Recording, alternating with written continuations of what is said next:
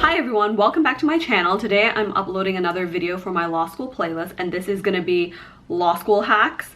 I guess I'm gonna title I'm not sure what I'm gonna title this video, but something along that line. So I'm just gonna like throw out a bunch of random stuff that I wish someone would have told me before going into law school, some tips, some advice, and just some really crazy stuff that that I think would be fun to share with everyone. So if you guys are new to my channel, my name is Jay Wong. Well, my channel name is Jay Wong, and I do law school videos, and I do makeup tutorials, vlogs, and basically everything. Like, the channel is about my life, and law school was a big part of my life because I did law school twice, once in the UK and once in the US, and I'm also Canadian, so I can give the whole broad spectrum perspective if you guys want to know about both. And I have friends who study in Europe as well, so if you guys are from Europe or even Brazil, like I have friends who studied law school there as well. So if you guys are interested in any topics regarding law, like just leave them in the comments and I'll try to get my friends to answer for you as well, just because, you know, yeah, I love helping out other law students. So that's that. So today's video is going to be on kind of law school hacks, but not really like not like what you would typically find in hack videos. Basically, it's just going to be a bunch of information that I cultivated throughout my 4 years of law school, and yeah, that I wish that somebody else would tell me earlier on. I don't know, just tips and stuff. Okay, so the first thing is friends. Making friends in law school.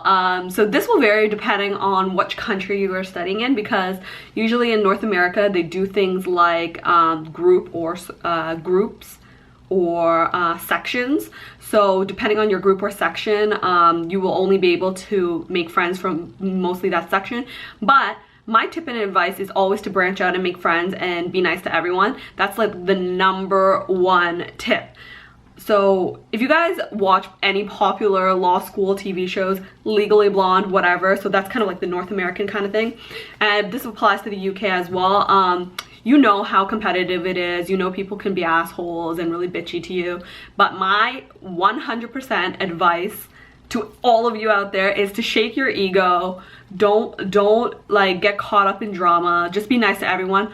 And why is that? It's because at the end of the day, yes, you guys are competing, but after law school, when you guys are trying to find jobs, also still competing, but after you find a job and become attorneys, it's always good to have a huge network and be able to call up whoever is an expert in that particular field and get advice and help. So if you were that asshole in law school who was just being a biatch to everyone, you're gonna have no friends at the end of the day, and you're gonna have a very, very slim network, alumni network, gonna have a very slim chance of further developing your career. So my advice is just to be nice to everyone. Even if you really don't like that person, just, you know, just let them do their own thing and you stay true and be nice.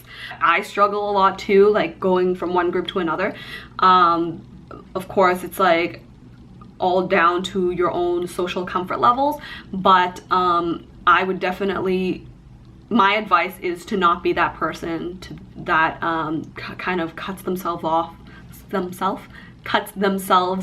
from everyone else, and just be a social person, and in that way you can be able to ask for help when you need it as well. Because it is competitive, but people sometimes, like if you make really good friends, people are willing to help you, either send you notes, teach you topics, or whatever. Oh, that also adds to another thing is if you make friends with a gunner, well, gunner is more like a US Canadian term, or basically those people who always like to answer questions, whatever, the people who are the ones who go above and beyond and get really good grades. Always nice to have a friend like that. Be nice to the gunners. Have them teach you stuff. They have huge egos, and if you don't understand a topic, you just go to them and they'll teach you everything, and it's fabulous. And that's another law school hack. Okay, let's move on to the next thing. The next thing is buying textbooks, which costs a lot of money in law school. My tip for buying textbooks, there's 2 tips. One is the UK version tip, and then the other is the US version tip. So for the US version tip version, whatever. My only tip for that is to never buy at the bookstore because it's overpriced and they charge you a premium, and usually they don't have a buyback policy, and if you buy a used book, it's still not that cheap. So always try to find the online source first before purchasing online. Another tip when going about the not buying at the bookstore type of thing is you might have your books come in late, which means that you would be behind on your readings. Another way to tackle that is to try to find that one copy. Usually there is at least one copy in the law library, and just photocopy it. I know it's illegal, whatever. Just do it for that period, and then until you get your book, and then read the rest. So that's my tip. Never buy from the bookstore, save a lot of money. Try to look online. There's tons of websites online that offer discount prices, but another tip for buying online and used books and discount prices, actually buying used books, that's another tip.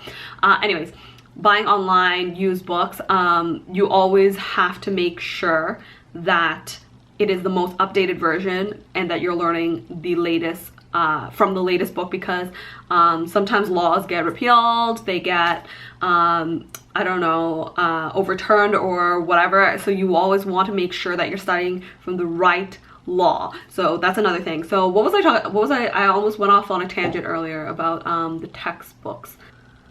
Oh, right, used textbooks. Sometimes it's really good to look in your actual bookstore for the used textbook section. And the reason for that is sometimes you may be buying the book from a really good student who highlighted and did all the readings and have really organized, neat highlighting. So if you're able to find a book like that, that saves you a lot of time because you can just read all the highlighted sections that student did, and they basically did the work for you type of thing. So yeah, just try to find one of those books. It's kind of like if you guys watch Harry Potter, you know, like Snape, the Half-Blood Prince, he like did all the cheat notes on the side. If you can find that tattered up Half-Blood Prince textbook in the law school, in the bookstore used book section, you're also winning at life when it comes to that as well. So that's another half tip. So maybe bookstore is okay for that kind of purposes, but all in all, it's better to buy online at a cheaper price. I don't know why I did that. At a cheaper price. Yeah, okay, so another law school tip, oh yeah, right, for the UK when it comes to buying books is you don't have to buy your books. And I'm not saying, this was only my kind of cheap person way because I am an international student when I was in the UK, well, also in the US because I'm Canadian, but because I'm an international student, it was really hard during term holidays for me to bring all my books home. So yeah, so basically I never bought books, and because I was moving every year, different apartments, and it was hard for me to sell textbooks because I am like that type of person to write into textbooks. What I did was I just borrowed the actual, and the difference between UK law school and US law school that I found is UK law school, they host a lot of the materials in the library and multiple copies.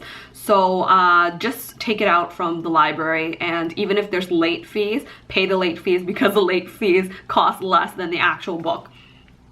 Okay, like, okay, sue me for being that annoying student who hogs the books, but girls on a budget. And yeah, I paid the fees, whatever. I didn't care about getting fined because all my fines added up was not as much as that £80 textbook, pounds as in UK money, dollars. Okay, on to the next thing about that is making highlights and notes in textbooks. If you want to sell your textbooks, or if you took out a library textbook and you want to highlight in order to help yourself study, I would recommend a certain brand. This is the brand that I'm talking about. Everybody knows this brand is Pilot, and it's the Frixion, Friction, whatever. I call it Frixion because that's how someone said it once to me and it was like in my head, but Friction, the Pilot Friction collection. These pens are from Japan, and the Japanese really know what's up when it comes to stationery and studying. But basically these pens and markers are erasable. So if you mark up your textbooks with these pens, it's totally fine. You can just go back with the eraser, which is on the tops and bottoms of every pen. You can just go ahead and erase all the highlighters, sell that textbook, get your money back. Life hack. So yeah, that's that. So this is the pen form, which is the Pilot Friction pen, and it's like a little clicky pen. So it comes in a pen form as well. So if you want to make really cool notes and really neat handwritten notes, this is good for that too. And I spoke about this kind of stuff more in an in-depth video, which is stationery I love, and I'll link it somewhere here in the little circle, whatever, or I'll link it down below. Other things in law school, which is about a bit of a hack as well, is always go to networking events, because you never know who you're gonna bump into. Like the girl, or not the girl, like some lady in the bathroom who's washing her hands may be like the vice president of Netflix. You have no idea. Get those connections in. Definitely go to all the networking events, and don't be afraid to talk to people. I know that's like a really big thing. I don't know why. It's so funny. Like, I'm not the type of person to be shy to talk to really important people. Like, honestly, for me, in my head, I'm always like, I have nothing to lose. If I don't make this connection, I didn't have this connection to begin with when I came here. So, and these people probably see so many people in their lifetime, they're not gonna specifically remember who you are anyways. So if you're able to make a good first impression and become part of their network, then that's a plus. But if you fail, like, who cares? Nothing to lose, because you're still that loser law school student who didn't know anyone in the beginning anyways. So always put yourself out there. I would definitely recommend going to networking events. If you guys want me to do a video on networking, you can definitely leave me a comment down below, and maybe I'll do a more in-depth video about that. But yeah, I would definitely recommend going to networking. Okay, so my camera just cut off, so I don't know where I was in that in my sentence, but I was talking about networking events. So yeah, I recently went to a huge networking event, and it was about entertainment law, and yeah, it was really great. I was able to talk to literally half of the panelists, like main panelists, and not right after the actual panel. It was like when I was just around the vicinity. I was like going to from one building to another building, and then I met this lady who was a big deal in a really high position, in-house counsel for an entertainment group. I was getting coffee and struck up a conversation with this man who was like the head of music and legal affairs for like another huge entertainment company. And then I was like walking around, and then one of the two of the panelists who was doing one of the main talks, I bumped into them and struck up a conversation because of what the actual law and the talk was about. It was actually about like privacy law, and it was a comparing and contrasting US law, US IP law, and US privacy law, and also UK privacy law. And it's so cool because I studied that. Like, I did a course in privacy and surveillance when I was in the UK, so it was like perfect, like whatever, that allowed me to like strike up a conversation with them, and I'd ask for career advice and all that kind of jazz. So yeah, my end of the day, that advice is to not be afraid, put yourself out there, go to all the networking events. Even if the networking event, not even networking event, like any panel, any institute, any talks, anything related to your specific industry or a particular law that you're interested in, just go to it. You'll meet people, and life is dandy. So many people literally that I met here in the US, a bunch of JD students who I didn't realize they're like so confident in class and can raise their hands and whatever. I heard this from like a friend of mine, because she was at another networking event and she bumped into this other classmate who is very confident student. I know who this person is, and he's the type of person who always raises his hand in class and has the answer to everything. Very confident speaker. And what was shocking and surprising was that she told me that he was very intimidated to go up to people at these networking events and even strike up a conversation, and which blows my mind, because like I know that I'm not that type of person to always raise my hand in class and answer questions, but I have the balls to go out there and talk to random strangers about whatever it is, the weather, whatever, and make connections. So yeah, I guess that comes to the end of the day down to fundamental social skills and social anxiety, which is also another thing that would be fun for me to talk about in another video. But anyways, so I'm getting super off topic. This video is totally unscripted and a little bit rambly, so I hope you guys are okay with that. But I think a lot of the things that I talk about are quite valuable and insightful, and hopefully you guys found most of the things I spoke about useful. I feel like this video is getting a little too long, so I'm just gonna end it at that. I hope you guys enjoyed this video. If you did, please remember to leave me a thumbs up down below.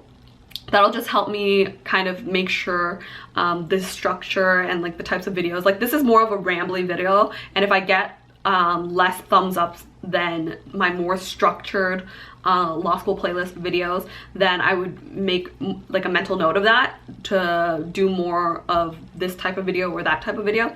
And also, if you have any questions on anything, leave it down in the comment section below. If you guys want to get notifications of more videos on my channel, you can click subscribe.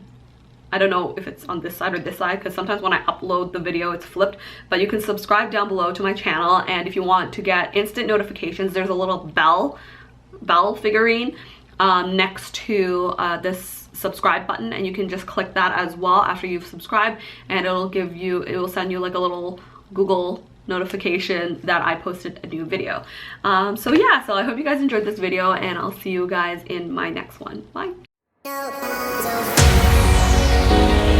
Hi everyone, so welcome back to my channel. My name is Jay Wong. Actually, my YouTube name is Jay Wong, but oh, my camera's gonna fall.